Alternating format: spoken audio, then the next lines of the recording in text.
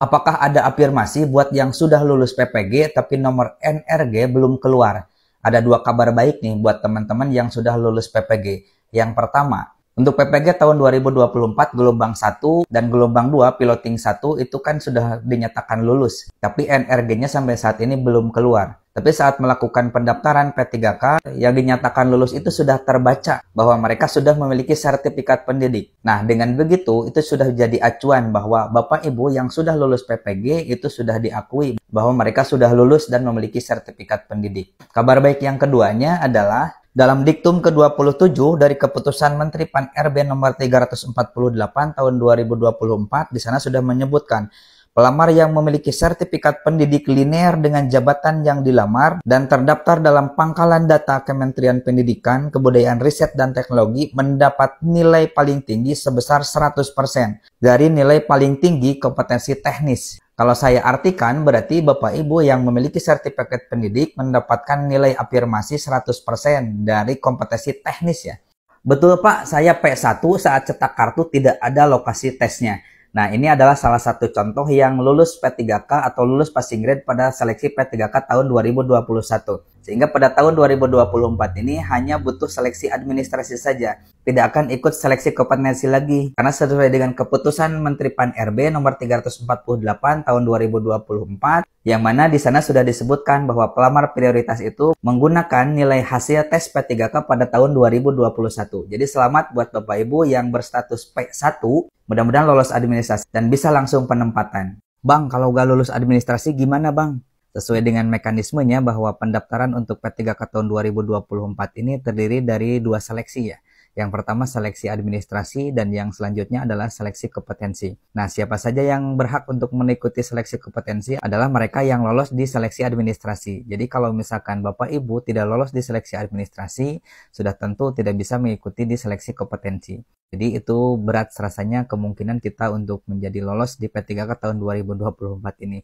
Makanya buat Bapak Ibu yang mau mendaftar P3K tahun 2024 ini, mumpung masih ada waktu, hari ini hari terakhir, silahkan diteliti kembali sebelum melakukan resume ya. Yang sudah melakukan resume, kita tinggal berdoa saja. Semoga kita bisa lulus dalam seleksi administrasi dan nanti bisa lulus di P3K tahun 2024 ini. Ini teman-teman, gimana sih Kak cara untuk mengajukan sanggah? Ini banyak banget yang nanya ini sama aku.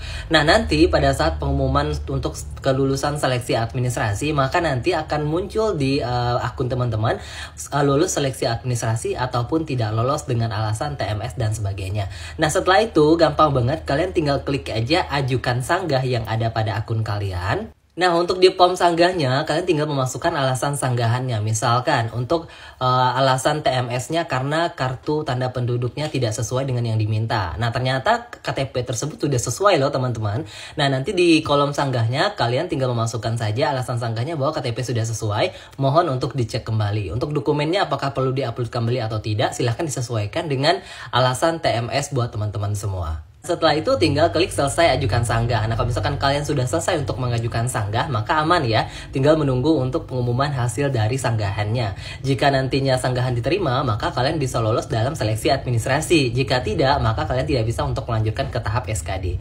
Tapi ingat, makanya sebelum mengakhiri pendaftaran, kalian benar-benar harus teliti dengan semua persyaratan yang sudah disyaratkan. Karena kesalahan dari teman-teman yang memang karena tidak membaca peraturan, maka itu tidak akan diterima untuk sanggahannya.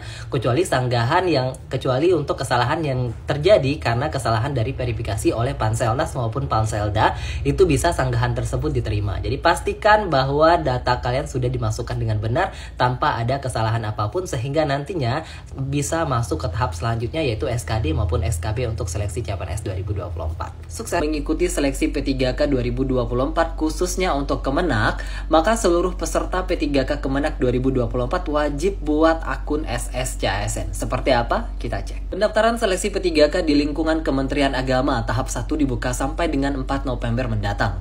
Sesuai dengan Kemenpan 347 2024 bahwa seleksi P3K ini tahap 1 diperuntukkan untuk ex-THK 2 dan juga tenaga non-ASN yang sudah masuk ke dalam database BKN. Ada sebanyak 89.781 formasi untuk P3K Kemenak di tahap 1 yang tersedia. Dibuka untuk ex-THK 2 dan juga non-ASN yang sudah masuk ke dalam database BKN, ujar Sekjen Kemenak MA Ali. Ali menegaskan bagi pelamar yang memenuhi kriteria P3K Kemenak 2024 dapat membuat akun pendaftaran SSCASN di laman SSCASN. Nah, sebagai catatan, kesalahan yang dilakukan peserta setelah proses pendaftaran akun tidak bisa diperbaiki. Untuk itu, pastikan kebenaran seluruh data yang diisikan dan swafotonya telah jelas.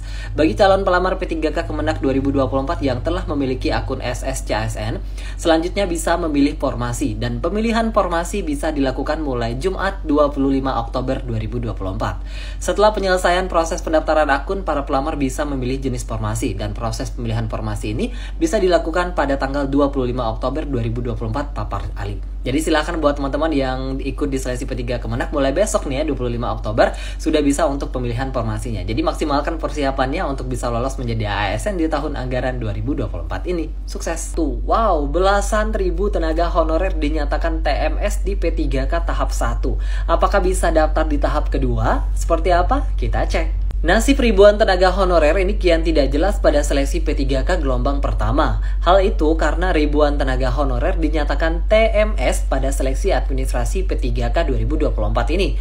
Banyaknya tenaga honorer yang TMS pada gelombang pertama itu disampaikan oleh BKN melalui laman Instagram resmi mereka. Banyaknya tenaga honorer yang dinyatakan TMS pada seleksi administrasi ini menimbulkan pertanyaan baru.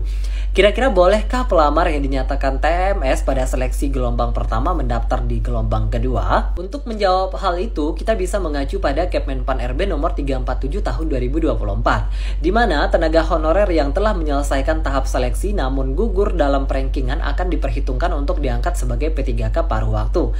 Artinya, tenaga honorer bisa diangkat P3K paruh waktu apabila dinyatakan memenuhi syarat pada seleksi administrasi dan telah menyelesaikan segala tahap seleksinya.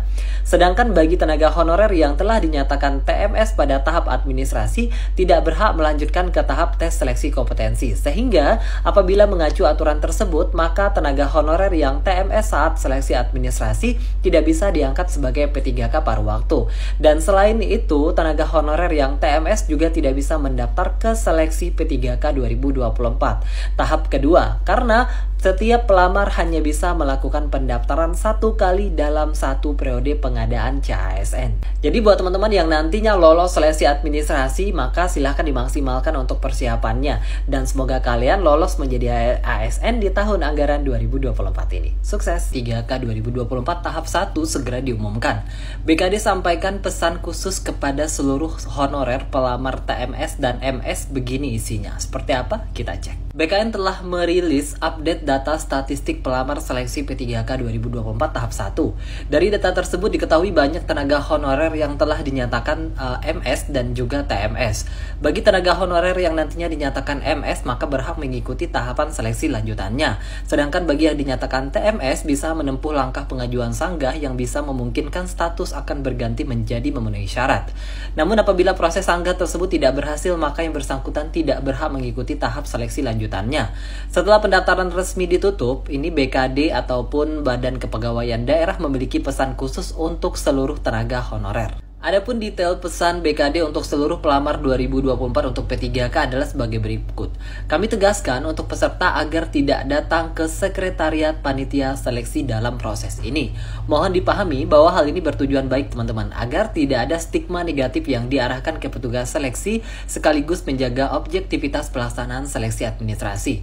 Untuk dipahami juga bahwa kami akan memproses seluruh berkas sesuai dengan ketentuan, jadi tidak usah khawatir, yang memenuhi syarat pasti akan lolos dan begitu pula sebaliknya terhadap yang tidak memenuhi syarat. Begitu untuk pesan dari BKD kepada seluruh tenaga honorer yang ikut di seleksi P3K 2024. Adapun pengumuman hasil seleksi administrasi P3K ini untuk tahap 1 akan dilakukan pada tanggal 30 Oktober sampai dengan 1 November 2024 mendatang.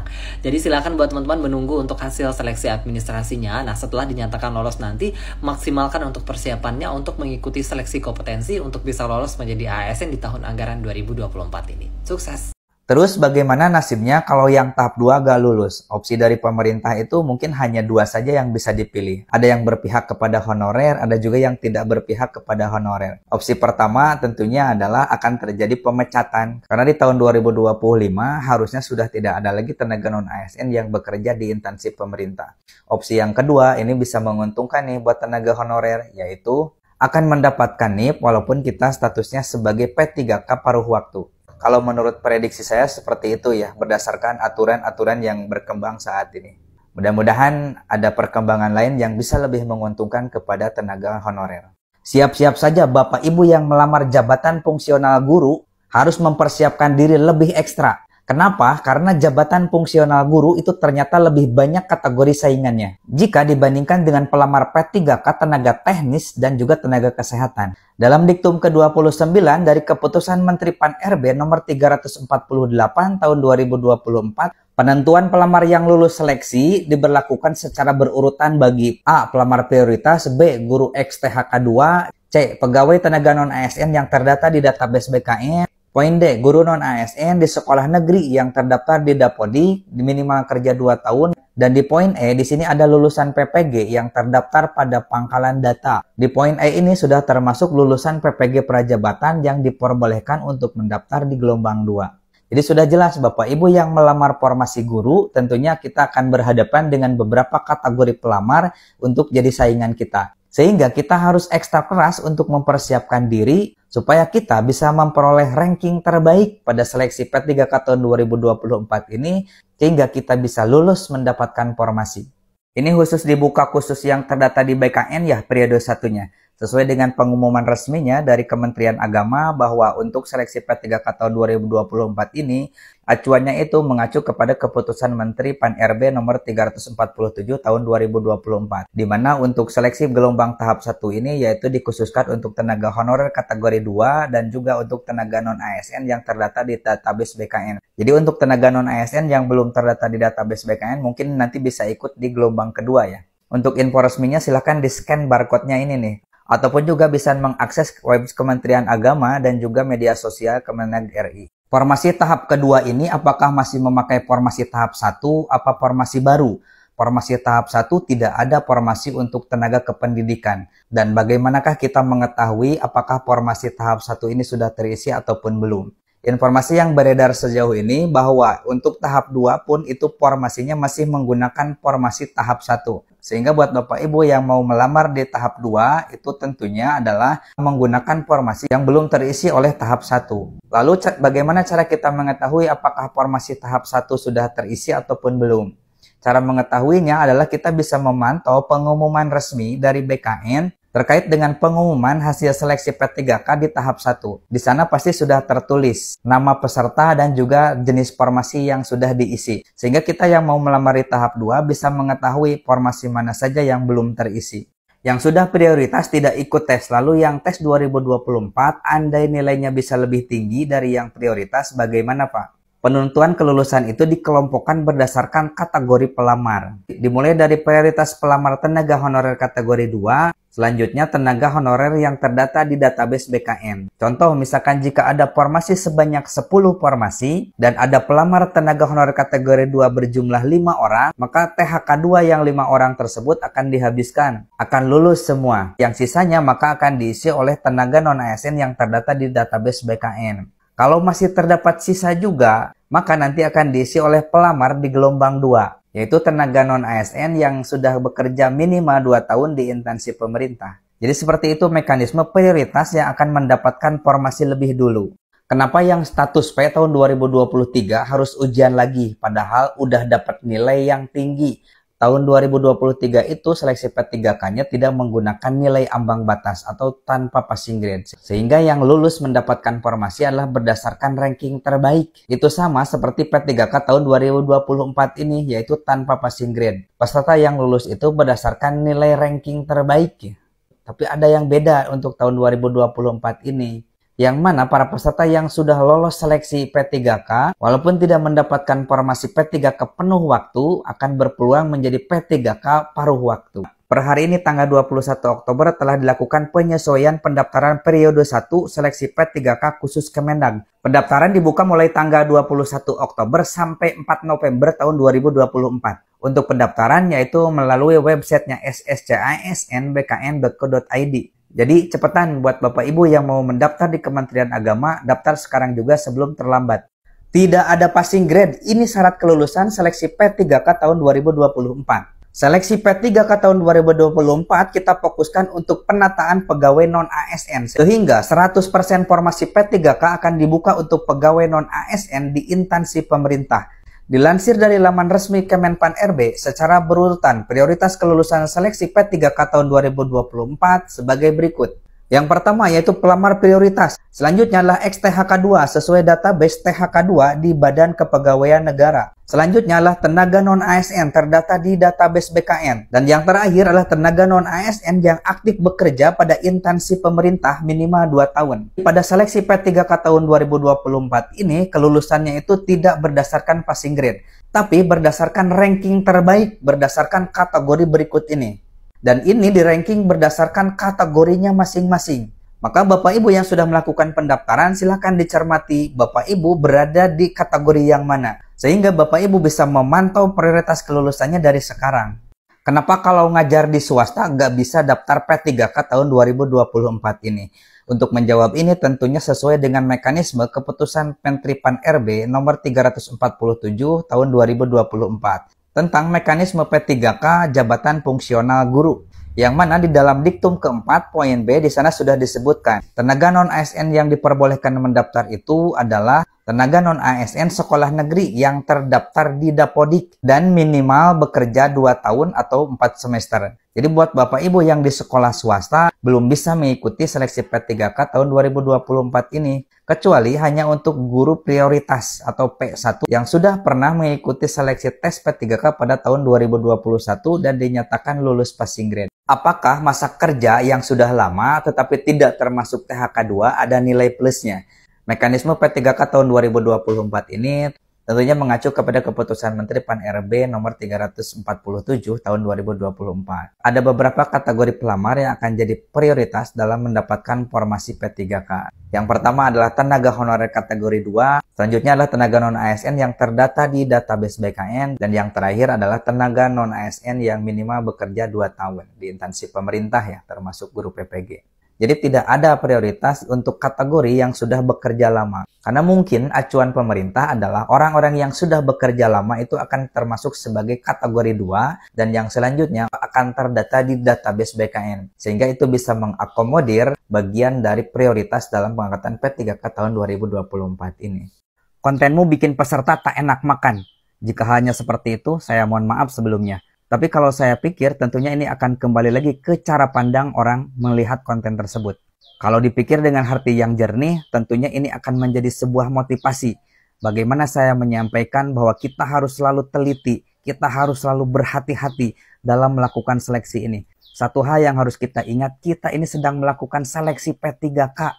Jadi mau tidak mau, suka tidak suka, akan ada orang-orang yang didiskualifikasi. Tidak mungkin semua orang akan jadi P3K tahun 2024 ini. Entah siapa yang akan didiskualifikasi, tentunya saya berharap bukan Anda, bukan Bapak Ibu semuanya yang didiskualifikasi. Makanya dalam setiap konten saya selalu memotivasi, jangan teriming-iming prioritas, jangan teriming-iming akan otomatis diangkat. Kita ini sedang seleksi, tetap ada proses-proses yang harus dilakukan. Ada persyaratan-persyaratan yang harus ditempuh. Itu saja sih harapan dari saya. Ketika orang berkata, saya sudah honorer 5 tahun, saya sudah honorer 10 tahun. Sama, saya juga sudah lebih dari 17 tahun jadi honorer.